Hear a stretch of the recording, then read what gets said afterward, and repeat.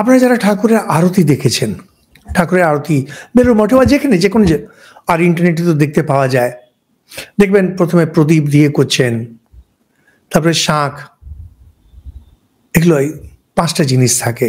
দুর্গাপূজার আরতি, এটা তো সেই পঞ্চতত্ত্বেরই পুজো হয়।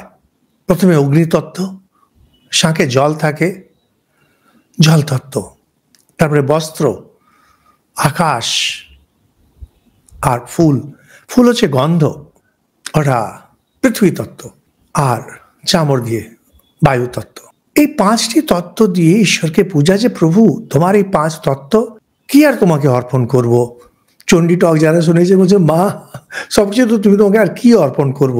তো হে প্রভু, আপনাকে কি অর্পণ করবো, সবই তো আপনার। তো সবকিছুর পেছনে যে শক্তি, সেটাই আপনাকে অর্পণ করছি।